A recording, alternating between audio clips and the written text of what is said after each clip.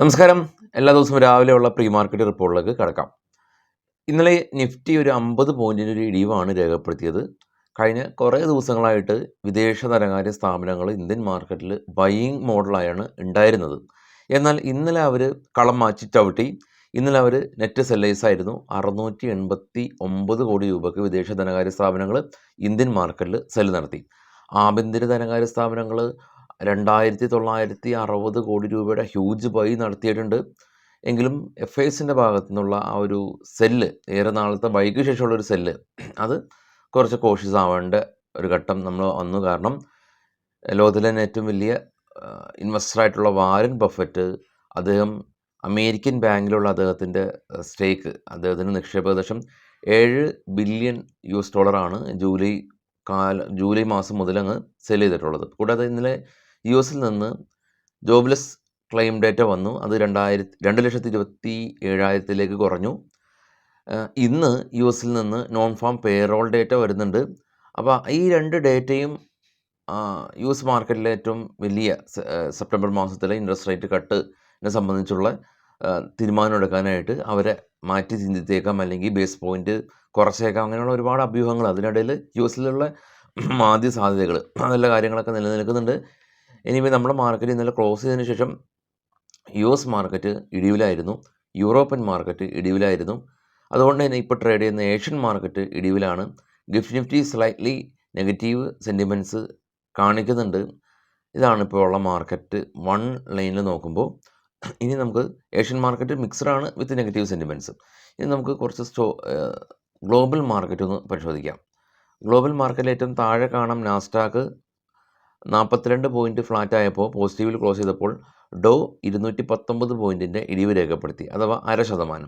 അതിന് മുകളിലുള്ള FTSE, CSE 40, DAX, European market മൂന്നും റെഡിൽ ക്ലോസ് ചെയ്തു. ഇപ്പോൾ ട്രേഡ് ചെയ്യുന്ന ഡോ ഫ്യൂച്ചർ ഫ്ലാറ്റാണ്. ഇപ്പോൾ ട്രേഡ് ചെയ്യുന്ന ഏഷ്യൻ മാർക്കറ്റ് ജപ്പാൻ നിക്കി റെഡിലാണ്, കോസ്പി റെഡിലാണ്, ഷാങ്ഹായും ഓസ്ട്രേലിയയും ഫ്ലാറ്റാണ്. ഏറ്റവും അതിന് മുകളിൽ ഗോൾഡ് തിരികെ എത്തി, വീണ്ടും $2,515 പെർ ഔൺസ്. അതിന് മുകളിൽ ബ്രന്റ് ഓയിൽ 72, ഏറ്റവും ടോപ്പിൽ ബിറ്റ്കോയിൻ $56,000, $2,000 ഇന്ന് ഇടിഞ്ഞിട്ടുള്ളത്. അപ്പോൾ ബിറ്റ്കോയിൻ നിക്ഷേപകർക്ക് അത് അത്ര നല്ല വാർത്തയല്ല. US മാർക്കറ്റിൽ ലിസ്റ്റ് ചെയ്ത ഇന്ത്യൻ കമ്പനികളിൽ ഇൻഫോസിസ് 0.5% ഇടിഞ്ഞിരുന്നു. വിപ്രോ എന്നാൽ പ്രശ്നമില്ല. ICICI bank 1.5% ഇടിഞ്ഞിരുന്നു. HDFC ബാങ്ക് ഏകദേശം 1.25% ഇടിഞ്ഞിരുന്നു. കൂടാതെ ഡോക്ടർ റെഡ്ഡിയും റിലയൻസും ഇടിവിൽ തന്നെയാണ് ഉള്ളത്. അതായത് നമ്മുടെ മാർക്കറ്റ് ക്ലോസ് ചെയ്തതിന് ശേഷം ADR സ്റ്റോക്ക് എന്ന് പറഞ്ഞാൽ US മാർക്കറ്റിൽ ലിസ്റ്റ് ചെയ്ത ഇന്ത്യൻ കമ്പനികളുടെ പ്രകടനത്തെ സൂചിപ്പിക്കുന്നതാണ്. അത് അതുപോലെ തന്നെ ഇന്ത്യൻ മാർക്കറ്റിൽ റിഫ്ലക്റ്റ് ചെയ്യണമെന്ന് നിർബന്ധമില്ല, പക്ഷേ ഓൾമോസ്റ്റ് അതുപോലെ തന്നെയാണ് വരാറ് മിക്കപ്പോഴും. ഇനി ഇന്നത്തെ കുറച്ച് സ്റ്റോക്കുകളുടെ വാർത്തകളിലേക്ക് പോകാം. റിലയൻസായിട്ട് ബന്ധപ്പെട്ടുള്ള ന്യൂസ്. റിലയൻസാണ് കഴിഞ്ഞ കുറേ ദിവസങ്ങളായിട്ട് മാർക്കറ്റിനെ സപ്പോർട്ട് ചെയ്യുന്നത്. കാരണം റിലയൻസിൻ്റെ ബോണസ് ഷെയർ ഇഷ്യൂ ചെയ്യുന്നുണ്ട്. 1:1 റേഷ്യോയിലാണ് ഇഷ്യൂ ചെയ്യുന്നത്. ഒരു ഷെയർ ഹോൾഡ് ചെയ്യുന്ന ആളുകൾക്ക് ഒരു ഷെയർ എക്സ്ട്രാ കിട്ടും. അപ്പോൾ ദീപാവലി ഗിഫ്റ്റായിട്ട് നിക്ഷേപകർക്ക് കൊടുക്കും എന്നുള്ളതാണ് ഇപ്പോൾ കമ്പനിയിൽ നിന്നുള്ള അറിയിപ്പ്. KC ഇൻ്റർനാഷണൽ കമ്പനിക്ക് 1,423 കോടി രൂപയുടെ ഒരു ഓർഡർ സൗദി അറേബ്യയിൽ നിന്ന് ലഭിച്ചു. ഇൻഡിഗോ പെയിൻറ്റ് ഇവരുടെ പ്രൊമോട്ടേഴ്സ് ഏകദേശം 11% പ്രൊമോട്ടേഴ്സിൻ്റെ നിക്ഷേപം ബ്ലോക്ക് ഡീല് വഴി വിൽക്കാനായിട്ടുള്ളൊരു പദ്ധതിയുണ്ട്. മാട്രിമോണി കമ്പനി 72 കോടി രൂപയുടെ ഷെയർ ബൈബാക്ക് പ്രഖ്യാപിച്ചു. Camlin fine science company September 10 അവർ ഫണ്ട് റൈസ് ചെയ്യുന്നുണ്ട്. Pidilite industries company adhesive manufacturing കമ്പനീസാണ്. അപ്പോൾ മറ്റുള്ള ഗ്ലോബൽ അഡ്ഹസീവ് മാനുഫാക്ചറിങ് കമ്പനിയായിട്ടുള്ള കോൾടെക് ഗ്രൂപ്പായിട്ടൊരു പുതിയ ബിസിനസ് കോൺട്രാക്റ്റ് സൈൻ ചെയ്തു. ഫോണിക്സ് മിൽസ് കമ്പനി മാളുകളുടെ എല്ലാം തന്നെ നിർമ്മാണം നടത്തി. കമ്പനിക്ക് സ്വന്തമായിട്ട് ഏകദേശം 7ഓളം മാളുകൾ ഇന്ത്യയിലെ പല ഭാഗത്തുമുണ്ട്. അപ്പോൾ അവരുടെ ബോണസ് ഷെയർ ഇഷ്യൂ ചെയ്യുന്നുണ്ട്. സെപ്റ്റംബർ 21 അതിൻ്റെ റെക്കോർഡ് ഡേറ്റ് ഉള്ളത്.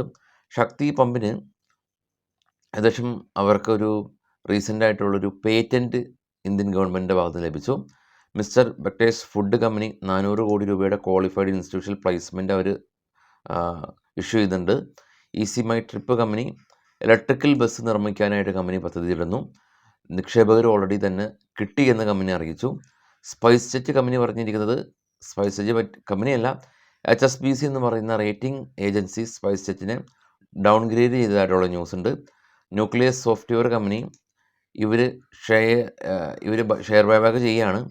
ഏകദേശം 20% പ്രീമിയത്തിലാണ് ഷെയർ ബൈബാക്ക് ചെയ്യുന്നത് എന്നുള്ളതാണ് ഇപ്പോൾ ഉള്ള ന്യൂസുകൾ.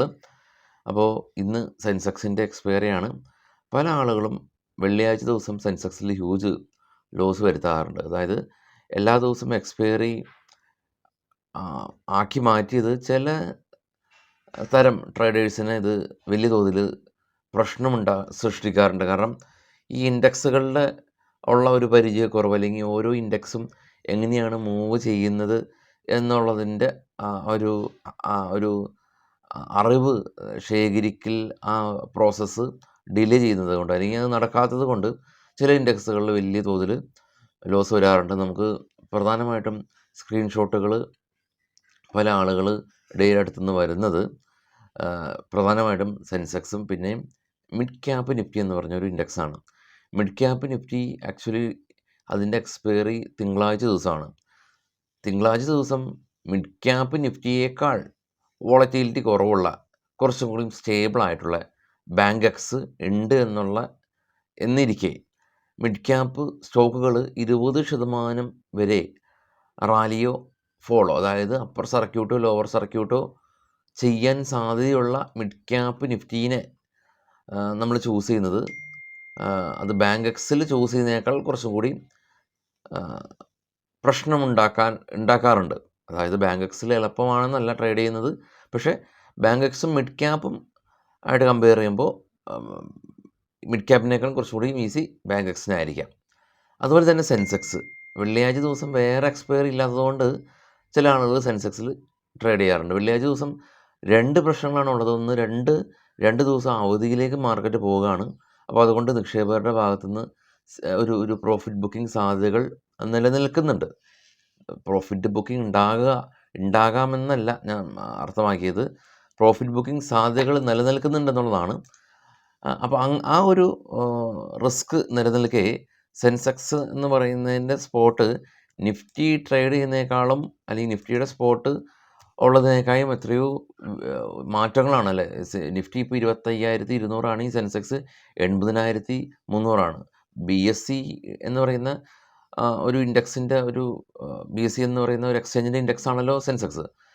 സമാനമായ രീതിയിൽ NSE പോലെ തന്നെ. അപ്പോൾ നിഫ്റ്റി ഉണ്ടാക്കുന്ന മൂവ്മെൻറ്റിൻ്റെ ഓൾമോസ്റ്റ് ഒരു 3.5 ടൈംസ് സെൻസെക്സ് മൂവ്മെൻറ്റ് ഉണ്ടാക്കുമെന്നുള്ളത് നമുക്ക് അറിയാൻ പറ്റുമെന്നിരിക്കെ, നിഫ്റ്റിയിൽ വെക്കുന്ന അതേ ട്രേഡിംഗ് റേഞ്ച് 200 പോയിൻറ്റ് 150 പോയിൻ്റൊക്കെ സെൻസെക്സിൽ വെക്കുക എന്ന് പറയുന്നത് ഒരു മൈക്രോ സെക്കൻഡിൽ ഇതിൻ്റെ പ്രീമിയം എല്ലാം തന്നെ 4 ടൈംസ് സ്പൈക്ക് ചെയ്യുമെന്നുള്ളത് ഓർമ്മിക്കണം. അപ്പോൾ എനിവേ എല്ലാവർക്കും നല്ലൊരു ട്രേഡിംഗ് ദിവസം ആശംസിക്കുന്നു. വൈകിട്ട് 7 മണിക്ക് വിശദമായിട്ടുള്ള പോസ്റ്റ് മാർക്കറ്റ് എത്താം. Thank you.